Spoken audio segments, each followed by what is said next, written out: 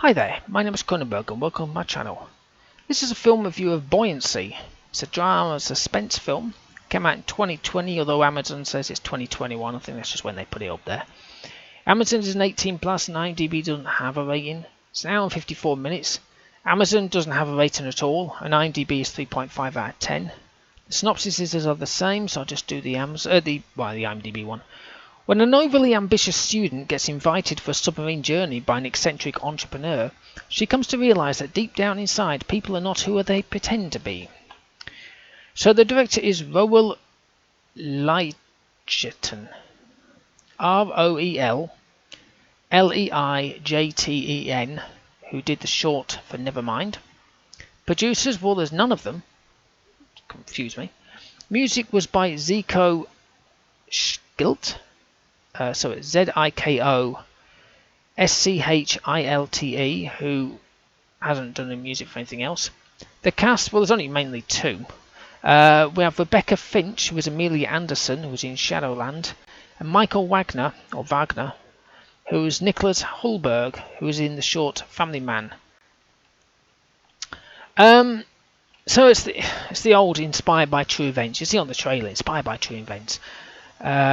And then it says underneath it, all characters appear in this work are fictitious. It's like, all the characters in this thing? So, I mean, so if you watch a film and somebody breathes or speaks, you can say inspired by true events. Because in a true event, somebody does breathe and somebody speaks and somebody moves. Annoys the hell out of me. It's like based on a true story as the other one. So I watched one, what was that one about? Storm, was it the Storm? God, I watched it years ago. Where a storm, I'm just throwing this one to throw out the wind, right? All it was a shipping boat or something went off to sail in the great oceans or something, and a storm came by. That's all we really know, because after that, they lost contact and the boat disappeared. So all they did for the hour and a half is when they were at sea in the storm. Was none of that. We had no idea if it came true or not. But it's based on a true story. It's like, no, it's not. The first 2 seconds when they start wandering off is. Anyway, it starts with someone watching loads of clips of Hulberg. Now this is obviously Amelia. I didn't realise at the first minute. And then she's creating her own video channel with video footage, selfies, her eating, asking for comments. Sounds just like any typical YouTuber. Interesting how he sells it though, the submarine, as it's free from authority. I thought, yeah, I suppose it is. It's now not even 10 minutes in, and she's literally at the submarine, so it's very quick. It's not like, again, much of a backstory. The sleeping area for her looks comfy, though she never texts her mum to say she's arrived.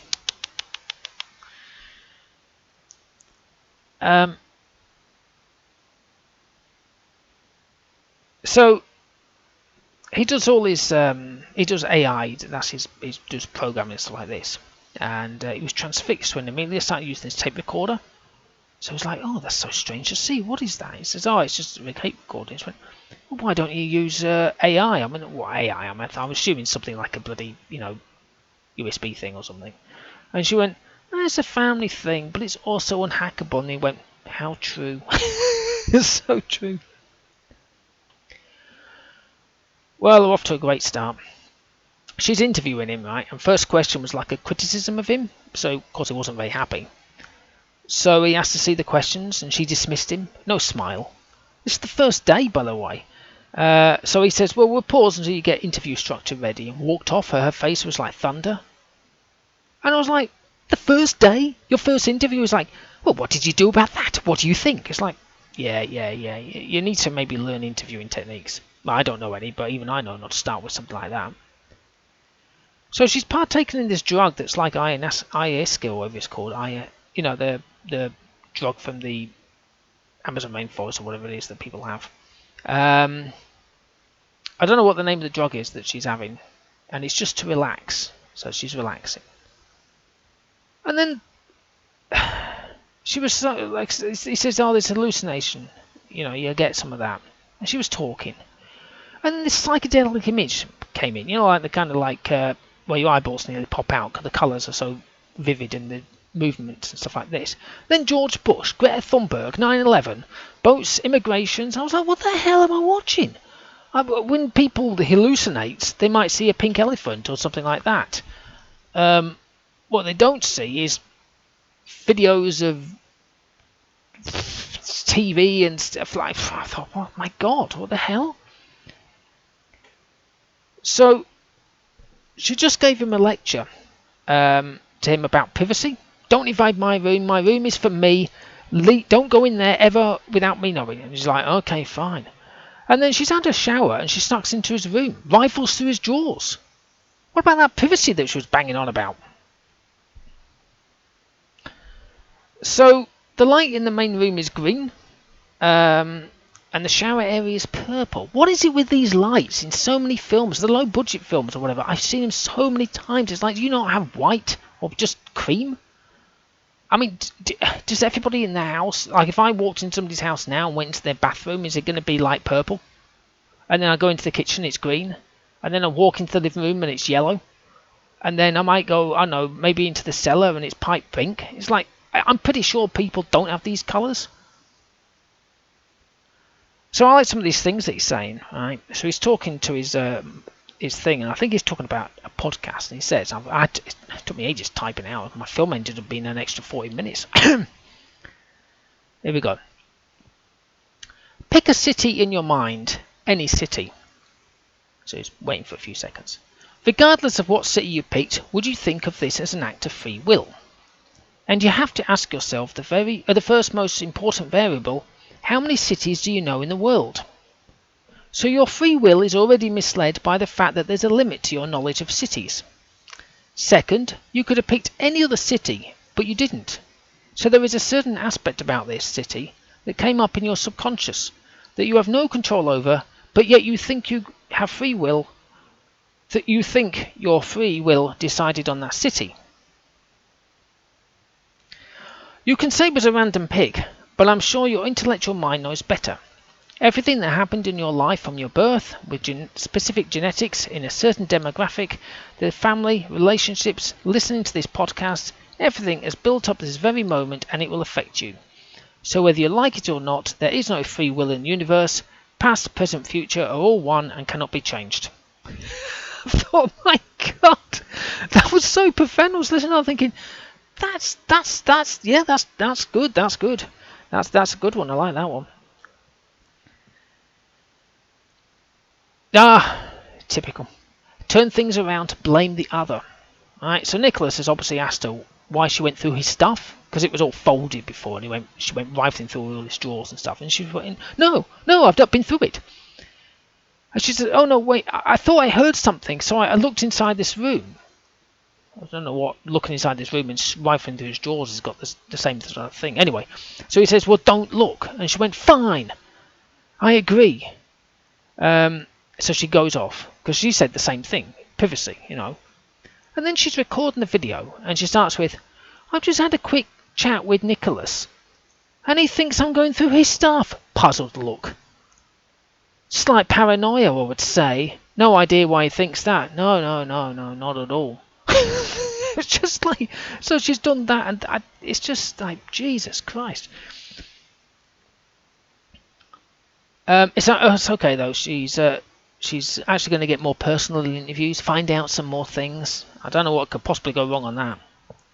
But like I said, there's a lot of psychology, subconscious, and meditation kind of things in this film. Not like people are meditating, but discussion of it. Now, she's in this chamber. It's like a sensory deprivation thing. And a dream or whatever was of a girl. Assume it's when she was young.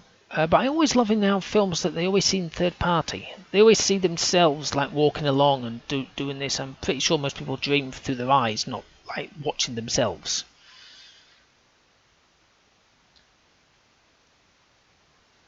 So she said to him, while she actually cut the atmosphere with a knife, that she heard something last night. So he's like, what? This is like, Jesus, in the submarine, it's probably the worst place to be in, a bit kind of pissy. She says, I recorded it on my phone. Okay, then let me listen. No. Well, I don't like people recording me. You can barely hear it. Well, let me hear it. No. So why the hell did she say she recorded something? It kind of like, in my mind, she feels like she wants to stir things up so that she can then go to the video and record it all and say, look, this is what he's doing to me, la da da da da. That's what it kind of felt like. Jesus, my ears and my eyes. So we're back in this tank, right, again. And then these images appear like, you know, the negative images, you know, where it's black or it's white. It's just white. But you can barely see anything. It's that kind of colour. You know what I mean? You can still see the people, but they're all in, instead of being black negative, it's white negative. And then this high-pitched tone. You know, if you ever have a TV or something and it gets to the end of the night and you hear this beep, it's that. I had that in my ear for about 5 minutes. I was like, Jesus, I had to drop the volume down. I thought I couldn't. Beep. I was like, Jesus Christ. Now, there's this copper that's interviewing him.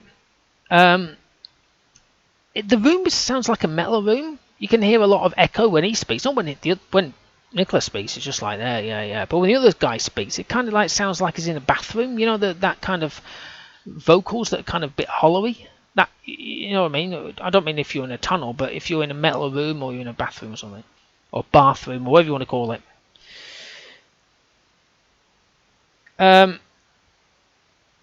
There is something about the Hallberg experiment at the very end, and I was curious if it was true. It's not.